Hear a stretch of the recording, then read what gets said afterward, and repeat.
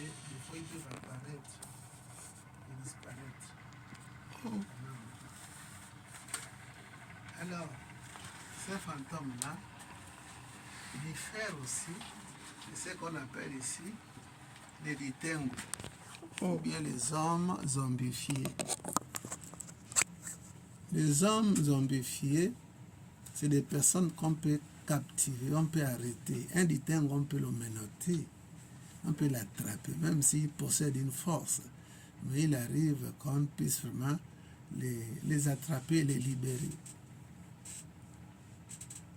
Les Ditengu, ils ne sont pas morts, mais ce qui s'est passé, c'est la mort artificielle que le médecin a validé que la personne est décédée. On le prend, on le met au congélateur, dans les frigos, bien, on le garde comme ça. Mais la personne vit un coma très profond. Ils peuvent écouter les cris, les pleurs des gens, mais très lointains. Mais il suffit de laisser ces dernières-là et veiller sur le corps, le mettre au froid, la personne revient et se réveille dans son corps. Celle-là, c'est la même méthodologie que les personnes malveillantes arrivent à créer des situations où on t'empoisonne, on t'amène à l'hôpital, tu es dans le coma très profond, on déclare là-bas que tu es mort. On prépare le cercueil, on te met. Ils ont des possibilités d'aller à minuit, déterrer le cercueil, te mettre l'antidote, et on te met ça au nez, et tu reviens en vie. Avec la manipulation psychologique, ils vont te dire que tu es mort, n'est-ce pas? Oui. C'est nous qui t'avons ressuscité. À partir d'aujourd'hui, tu nous obéis à 100%. Ils vont te garder dans une maison, une chambre secrète. Ils peuvent t'utiliser à tout moment. Aller voler, aller faire les champs, les plantations, aller faire des travaux la nuit. Mais ce n'est pas un esprit, c'est quelqu'un qui est physique qu'on utilise. Le système-là était né des personnes égoïstes. Ils veulent seulement pour eux. Ils font travailler les gens.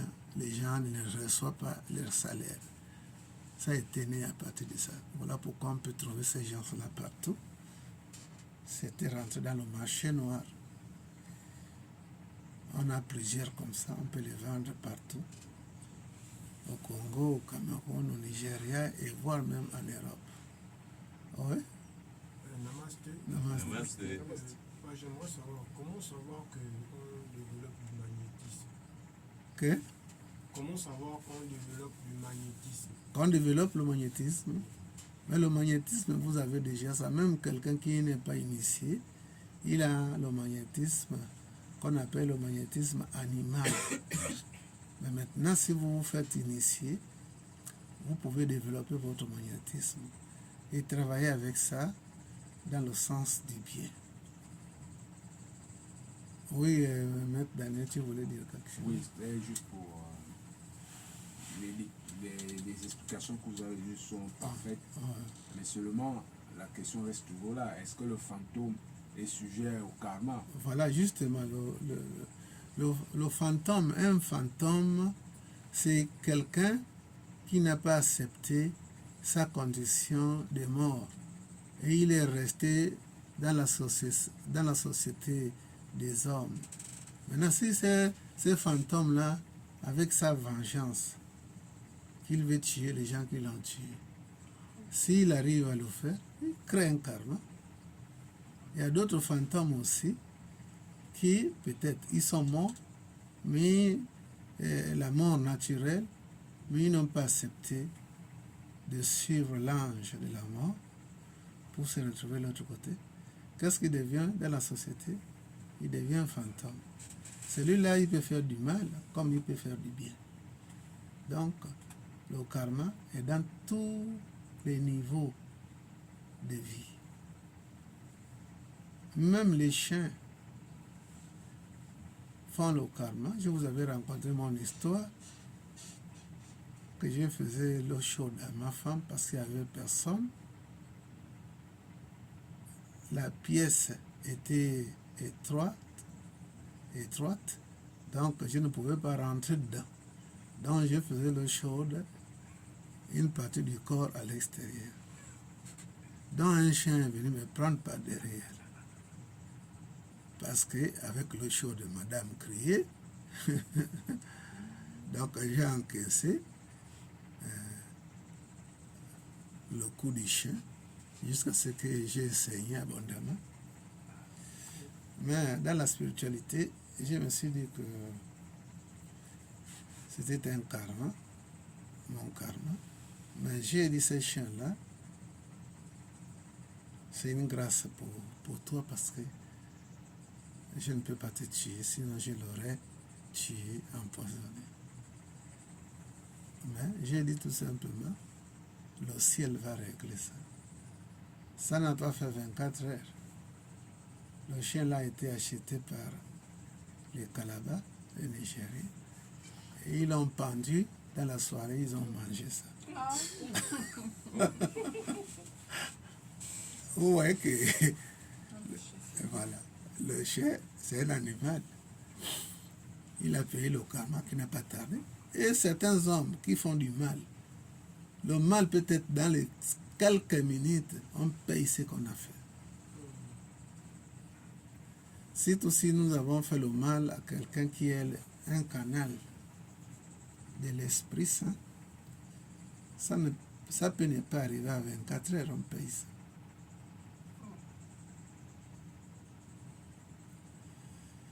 Donc, par rapport à la question de Maître Daniel, les fantômes peuvent créer le karma, peuvent aussi créer le dharma.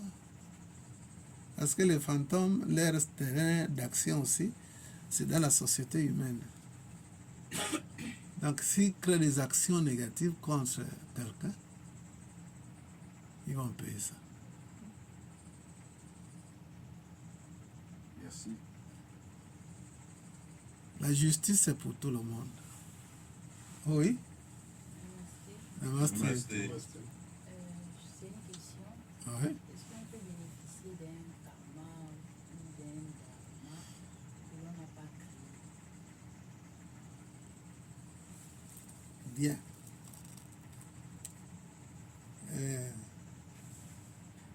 La réalité de tout le monde, que ce soit des mondes physiques ou spirituels, l'ordre existe dans tous les niveaux.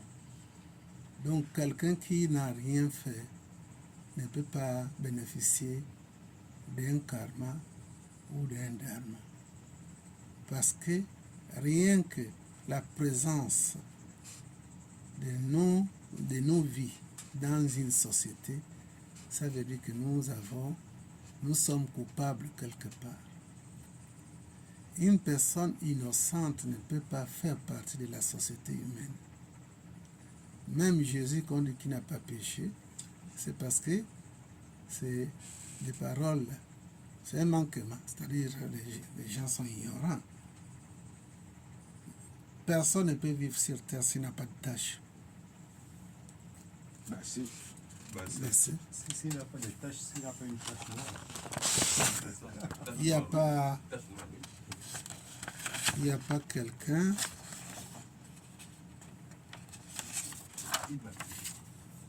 immaculé.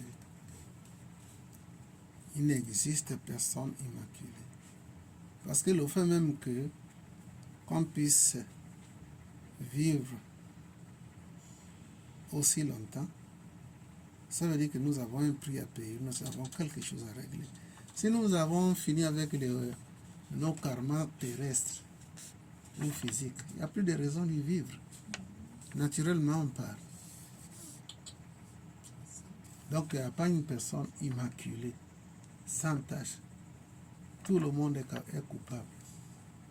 Pas d'innocent sur terre ou dans le monde matériel. À moins que si nous-mêmes, voyant la souffrance de ta famille ou d'une société, d'un peuple, on peut accepter s'incarner pour la cause de ces personnes-là, pour pouvoir les sauver, pour pouvoir les aider à s'éveiller. Parce que jusqu'alors, les gens continuent avec des sacrifices humains. Ils pensent que ce qu'ils font là est bien. Ils pensent que si vous tuez votre ennemi, vous mangez son cœur ou bien ses couilles, vous allez avoir la force de frapper. D'autres mangent le sexe en disant qu'ils vont devenir très virils. Non. C'est de penser que les gens ont des ignorants.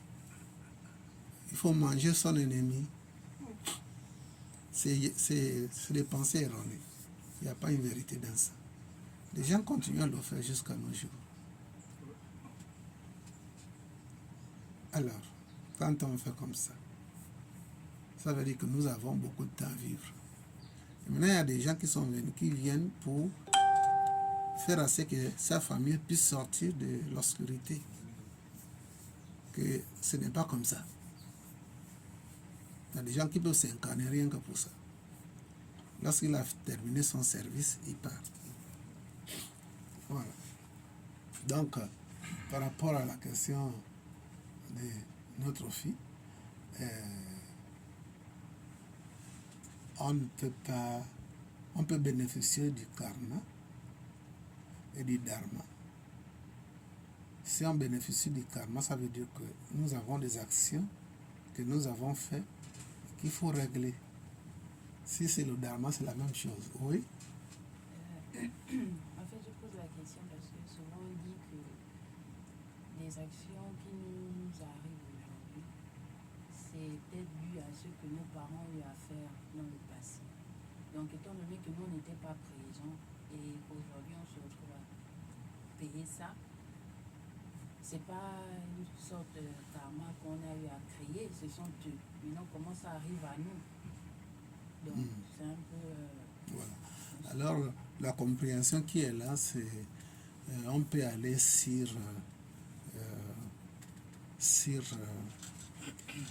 la réalité. Les parents ou arrière-grand-mère elle est morte du cancer.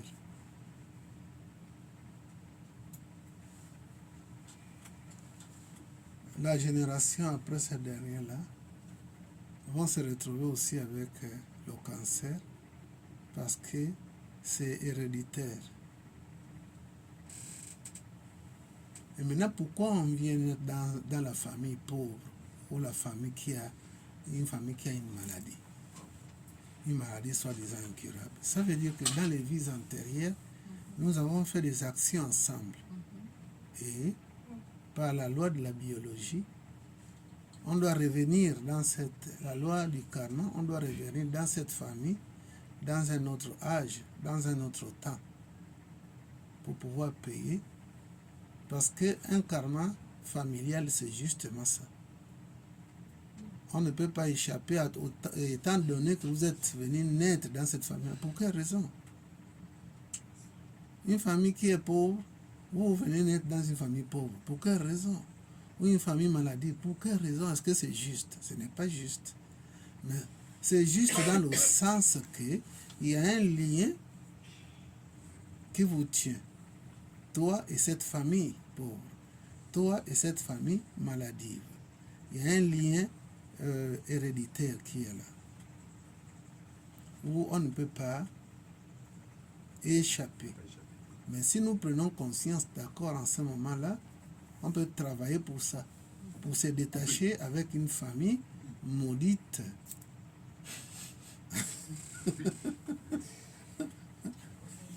Nous tous, nous sommes nés dans des familles qui ont des problèmes. Voilà pourquoi nous avons des problèmes. Quelqu'un a parlé de la malédiction. Et justement, la malédiction, n'est-ce pas bibliquement, même si je ne suis pas chrétien, bibliquement, il est dit que la malédiction va de génération en génération, jusqu'à 7 générations. Lorsque vous arrivez aux 7e génération, la malédiction là se désintègre, ça disparaît. Donc, nous autres là, qui sommes conscients de la réalité, des manquements de nos familles, nous avons quelque chose à voir avec eux. Sinon, ça ne devait pas avoir une raison qu'on puisse naître dans des familles vraiment qui vivent vraiment dans l'extrémité de manquement, comme la mienne. Oh, Alors, moi-même qui parle, est-ce que je suis écarté de cela? Non, non. Je suis dans cette vérité-là. Ma famille est pauvre, absolument pauvre. Oui.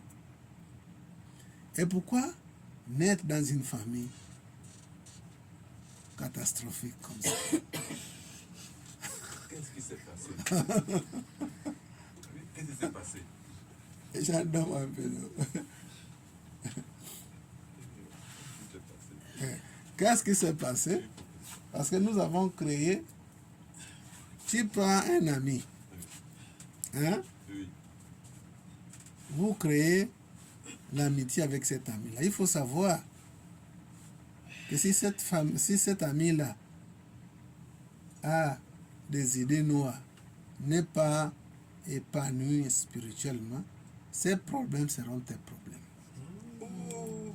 Non. C'est une logique. Je ne savais pas.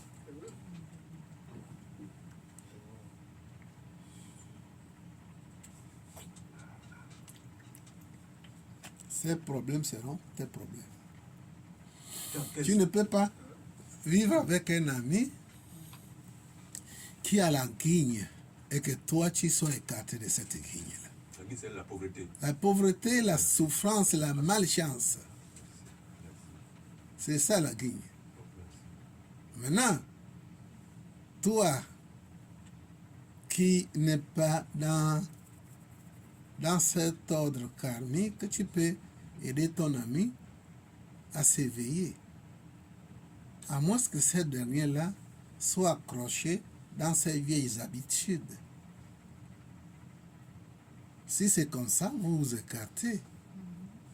Un ami peut aider son ami. Hein? Ce n'est pas parce qu'on a un karma aujourd'hui qu'on ne doit pas être attentionné. Hein? Les gens ne devaient pas porter l'attention sur nous parce qu'on a le karma. On peut aider quelqu'un qui vit l'expérience du karma et l'aider à surmonter des niveaux d'obstacles et tout et tout. Oui. Mais s'il vous plaît, si l'homme qui vit avec nous à la maison a un karma, ou la femme qui vit avec nous, on l'encaisse. Bien sûr, parce qu'il y a un échange conscient Je suis ou, découragé, je suis découragé. conscient ou inconsciemment. Quand le maître parle d'ami, il fait allusion à quoi? Non, t'es un partenaire. Il fait allusion. Oui, non, ta femme. Oui, non, il fait allusion à tout ça. À tout ça. Merci. Merci. À tout ça. Oh. Si un jour, par les mouvements, les voyages et autres, vous rentrez dans un pays ou dans une famille ou dans un milieu hostile, il faut savoir que tu en encaisseras. Oh. Merci. Donc, si tu prends conscience, fais tout pour quitter l'endroit là vite. Vite. Oui. Merci. C'est comme je vous avais dit l'autre fois, avant que Ali ne soit ce qu'il est aujourd'hui, quand il était fort, debout, je vous avais dit ici, là, si un jour vous partez quelque part et que vous trouvez quelqu'un demandé, le Malien, un pain béret, un bon, et que vous vous renseignez, c'est qui ça? Oh non, c'est le fils d'Ali. Quittez de là, allez-y faire le bagage, vous quittez dans le pays là. Parce que c'est pas normal et c'est pas juste. Hein? C'est ça. Il faut quitter le pays là.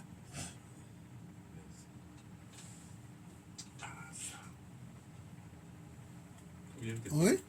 Namasté. Namasté. Est-ce que le You peut nous permettre de rencontrer des personnes destinées, étant donné que on peut tomber sur des personnes qui sont malchanceuses, comme vous venez de le dire? Oui. Le You, en fait, c'est un nettoyeur. Le You nettoie nos péchés, s'il faut le dire comme ça. Ça nettoie ça. Et à partir du moment où les péchés qui sont des blocages pour notre avancement, à partir du moment où nous chantons le You, bien sûr, pour accélérer les choses en mettant votre intention en chantant le you, alors vous allez rencontrer des personnes très positives, des personnes aimables, des personnes riches. Et vous pouvez en profiter. Parce que si vous marchez avec les gens riches,